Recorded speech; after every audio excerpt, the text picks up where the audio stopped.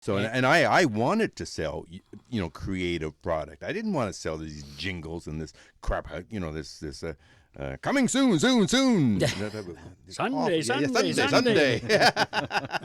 And we actually made fun of that. We actually made commercials we.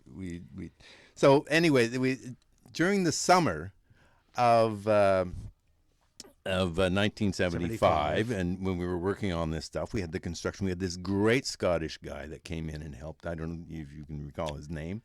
Oh. Yeah, and he helped us with the construction of Studio A. Oh, and yes. Yeah, once again, we had friends at that point. No, we did. We had a lot of people who helped out. and Who momentum, was the yeah. Scottish Munson, Paul Munson, our engineer. The engineer, yeah. He wrote the technical brief to the DOC and the CRTC on the physical plant and how we were going to broadcast. And he was an amazing guy. He still is an amazing guy. He was an engineering student. Yep. Who another guy who bought into very quickly what we were trying to do and did everything. Most things. He could be a little stubborn sometimes. Wog. I can't do that. But he did. He built it to our specs. No, but what he had was a personality that it was very approachable, and you can talk to him, and he was very he was very laid back in many ways, and that's what you wanted, because getting all this technical he was stuff unconscious. getting this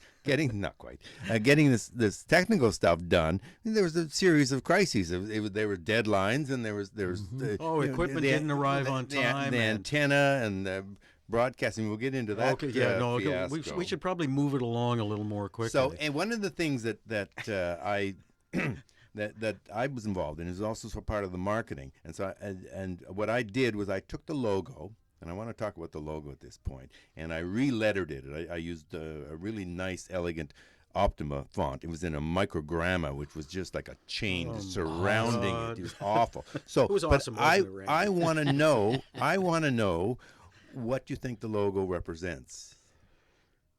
Well, I was That's told part that of our history. I was told that it was looking at a microphone from above, a desktop microphone. And who told you that? I can't remember. Me.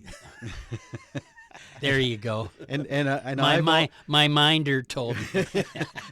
And I always thought it was the hanging diaphragm microphones from the 30s. Oh my God, there's that hanging word again. And oral. It picked up a lot of oral. What I was told, it was basically a tabletop stand that we had. It was more of a V shape when I saw it, but then it sort of curved when you're around. stoned. When you're stoned, and it looks exactly. It was actually, we haven't even got to that part yet, and the circle was indeed the top of the microphone, looking down on it. Now I see it now as more of a person. Sort of upper body with the hands sort of raised in praise, in some kind of a yoga stance. I think that's much more elegant. Medic. Anyway, let's move it up to. So where the original timing was. Are you getting a rap? No, Okay. we can go The original timing, as you said earlier, is at 7. quite correct. Yeah. That it was aimed for Halloween, October 31st. And I remember I was out on a call, and I came back, and everybody was down in the mouth, and because we had some issues with, what was it? Was it the engineering? Well, that actually, Peter, that was the day we were supposed to go on air. That was November the 14th.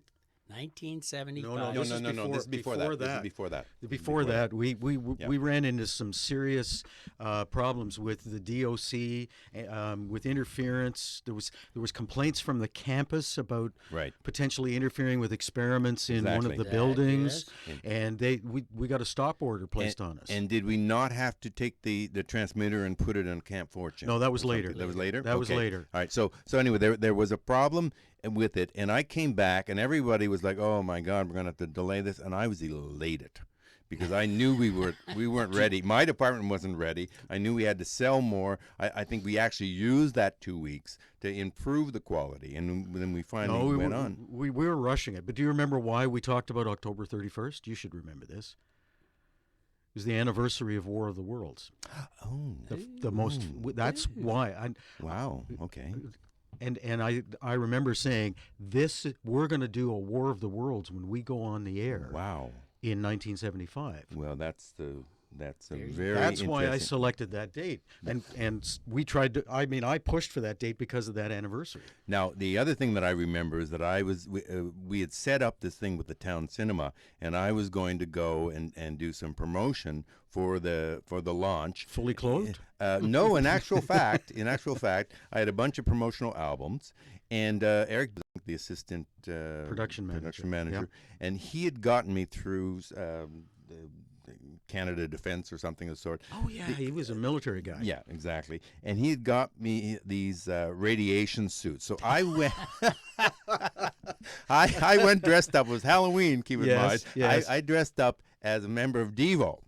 And of course, we put the letters on the side. We stapled them to the. Are we not men? Yes, exactly. We stapled the letters to this costume, and I went down to the town cinema and rifled these flat surfaces into the crowd as I descended towards the screen.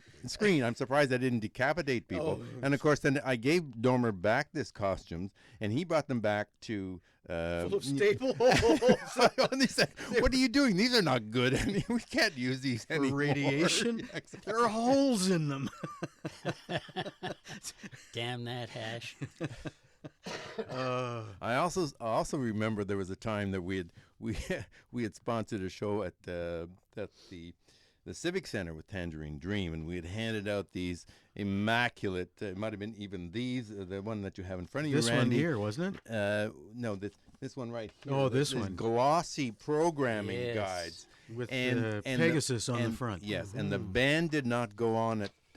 Excessive professionalism, Exactly. I might say. Yeah. And the band did not go on at the right time, so people were bored. And of course, someone thought of the great idea. Well, these could fold into a paper airplane. So we saw one sort of go in the crowd, and then 6, and then 12, and the three of us were sitting together, hundreds of these beautiful program guides at paper airplanes. Exactly.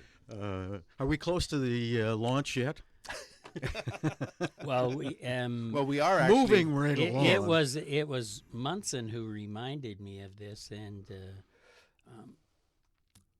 in the morning that we were supposed to go on the air, I got a phone call that Shadobiak from the School of Engineering had called his friends at the DOC. Oh yeah, and because of the experiments that we were interfering with, he wanted a stop order put on our going on air.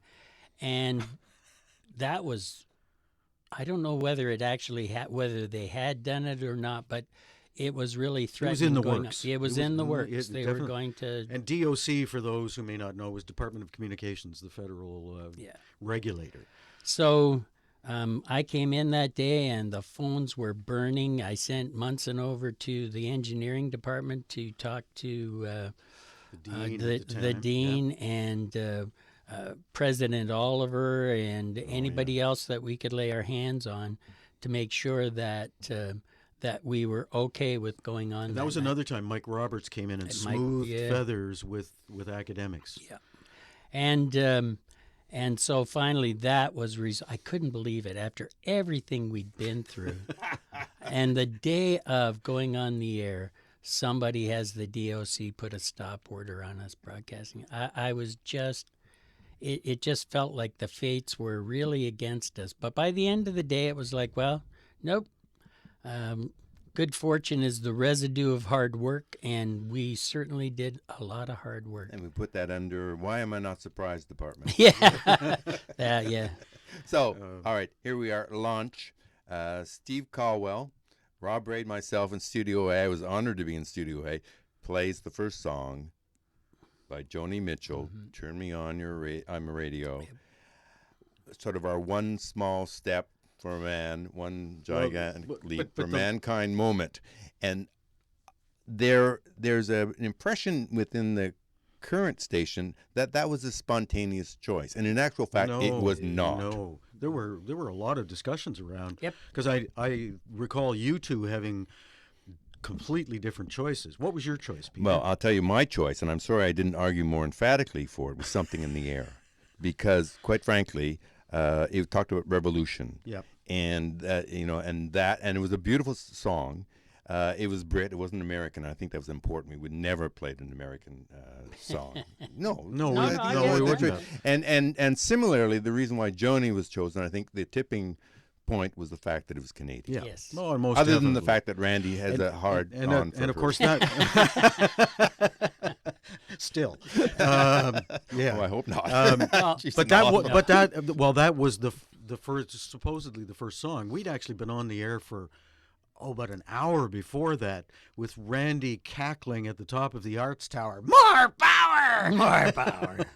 But Jeff the Green thing had built this we were taking over the airwaves in Ottawa. Yes. And it was a whole crazy drug-induced scenario. We'll get to that as well. Okay. All right. Yes. So, but the thing that I objected to was the fact that in the lyrics make no sense if you actually read them. I think we sort of got hung up on the title, but I'm a country station. I'm a little bit corny. The last thing that CKCU was a little bit corny. If she had said I'm a little bit mad, I would have said okay, let's go with that.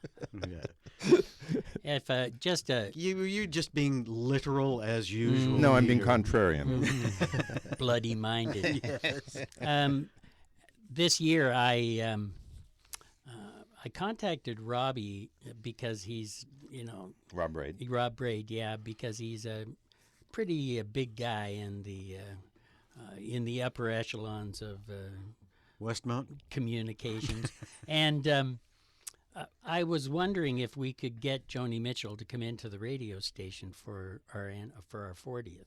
If there was some way that we could involve her. Well, one, I don't think Robbie could do anything about it, and I don't know if she's even at a hospital. No, she's not, and that's what he told me.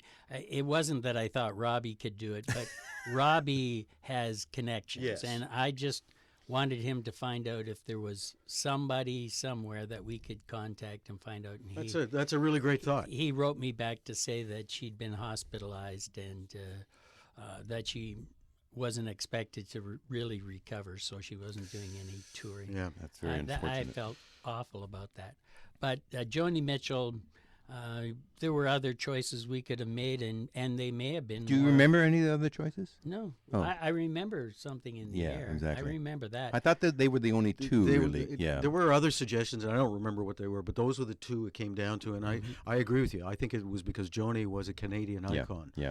And I think there was a sort of a feminist tendency in the station as well. So I think let's go with the Canadian woman. Mm-hmm. I think that Randy was regularly called a feminist. Absolute. I was a true feminist. Oh my God! I loved them all. Well, apparently we're not going to be truthful on this. I was hoping Mostly. I was hoping to come clean, but apparently it ain't going to happen. No. All right, so let's talk about Drugs? the elephant in the corner, drugs. Ah. So how important, fundamental, was drugs to CKCU's character? Well, I don't think we can talk about the history of the station without talking about. Didn't Bada say we boom. talked about comedy and Yes. and public affairs as the way we were doing it. Drugs was part of the culture at It the was time. part of the 70s. It was part of the mind expansion. It was part of the chill out. And I would suggest there was a rather high tolerance. As a matter of fact, even some commercial encouragement on the part. We actually had at the end of our hall here another studio. A stairwell. Studio J. You which bet. where people would go and Get hammered. smoke joints. There was alcohol out there. Yes, it was there probably was. the only legal thing that was partaken in that hallway. And we put couches and a table out there. Now that the nurse's office was directly above that, and she complained several times about the smell of marijuana coming into her office. But we wanted to be close to the defibrillator just in case. And so no. There was a Studio J middle is linebacker from the Ottawa Rough Riders that used Now, to come. as someone who did an all-night show with a woman who had a segment called Hash Hungries and Household Hits,